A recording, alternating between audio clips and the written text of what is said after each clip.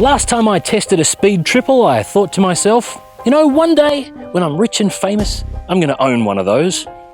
But as it turns out, folks, you don't have to be rich and famous. There's another way, and anyone can do it. It's called going into crippling debt and denying your toddler a chance at a college education. Maxie, can you say, would you like fries with that? Would you like fries with that? You're all set for the new economy, kid. So, I got one, a nice gleaming white 2014 R model, and I fixed it up just the way I liked it. And just as I was sitting back and admiring my dream machine, Triumph went and pooped my party by releasing a brand new model for 2016. Thanks, you bastards. If it looks similar, that's because it is, at least on the outside. That's the same twin tube frame, which still makes me feel kind of funny in the pants, and those signature twin underseat pipes that fire exhaust gases directly into the face of the rider behind you at the lights. What changes here are the details, like this flatter, slimmer tank, and this two-piece seat which now has a bunch of stitchy stuff and sexy textures on it.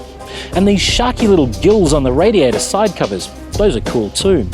And this wouldn't be a speed triple review if we didn't talk about the headlights, because there's a very vocal gaggle of trumpeteers who hate everything since the 05 era round bug eyes. For me personally, I kind of like the Dame Edna glasses on the 2011 model, and this new headlight, well, it reminds me of a different kind of Triumph altogether, so I like it.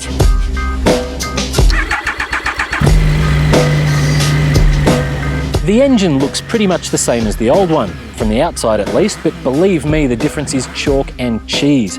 This is a huge update. Triumph is planning ahead. Euro 4 emission standards come into full force in 2017, and Euro 5 is going to clamp down yet again in 2020.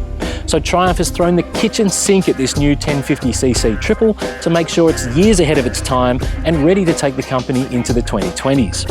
So basically, even if you burn all your old tyres and pour used engine oil directly onto baby seals in the Arctic, you're still basically doing the environment a favour. Triumph's had to make 104 internal engine changes to hit those Euro targets and take it from 133 horsepower to 140. But here's the one that makes the biggest difference. The throttle is now fly-by-wire, meaning that there's no physical throttle cable that's opening the butterflies. It's a 100% electronic robot throttle, and it totally changes the character of the bike. The throttle is just so much lighter on this new bike, and the surge of torque is just effortless. There's only about 5% more torque all through the rev range, but that's only on paper. In the real world, this thing just stomps. It feels massively faster and lighter on its feet than the old bike, which was no slouch. The only other thing I can think of that rockets away like this is the BMW S1000R. But check out the torque curves here. The triple romps it in. If the old bike was instant confidence, this one needs to be handled with care.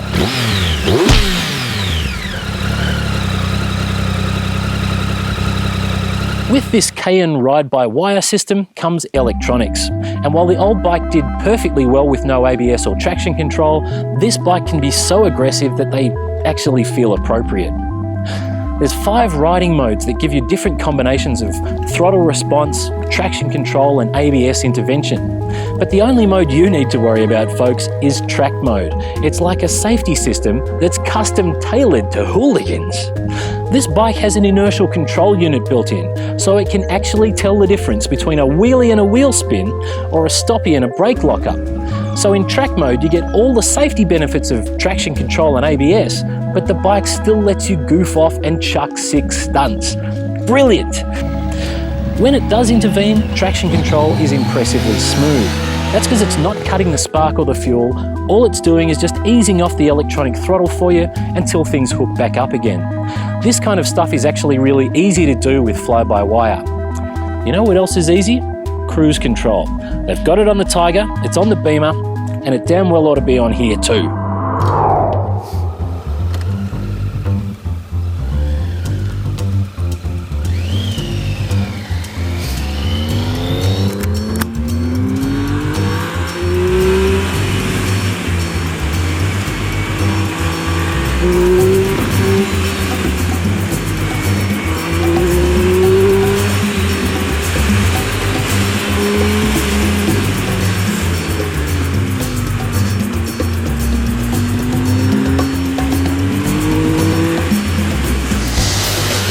on a smooth bit of road, it's an absolute weapon, and in fact I think I might have set my personal best on the Black Spur the other day, if I was counting such things. But when things get bumpy, or rutted, or sort of stony or wet, I haven't found a suspension setup on this bike yet that's sort of let me get confident. So let me talk you through my process, because I'm not a suspension guy, but I can normally find a setup that I like on most bikes. To start with, the back end feels kind of bouncy and wallowy in a bumpy corner. So the first thing I do is to sort of tune that out with a bunch of extra rebound damping at the back.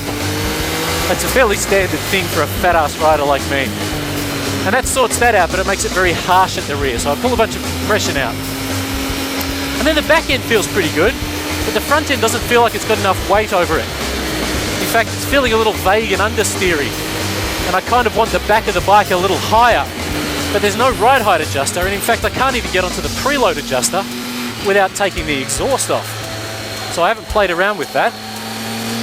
I don't want to drop the forks any further because they're already feeling, you know, like they might start getting a little bit overwhelmed by the brakes under really hard braking at the moment, which on the other hand makes this a great stoppy bike. Anyway, in all my fiddling around, I haven't found a setup that I love, and that's a pity. But there's always the R model, of course, which has Öhlins at both ends, which probably sorts a lot of this stuff out. Or heck, you can take it to a suspension tuner who for $800, $1,000 will give you a better suspension setup than the Öhlins one anyway, that's tailored to your weight. So there's an idea. The snatchy fuel injection on the old bike has absolutely disappeared with this new robot throttle. It is creamy smooth, which makes a huge difference when you've really got to boot up it. This thing feels lighter, faster, more compact and more stable than ever before. It's a monster. To sum up this new Speed Triple, it's a lot quicker and more aggressive than its predecessor. It's also a lot more refined, better looking, more compact, cleaner and more efficient, even if the suspension isn't quite there for me. It feels like the original bare knuckle bruiser might have grown up a little bit. And it makes my 2014 model feel heavy and laboured and agricultural in comparison. So again, thanks Triumph.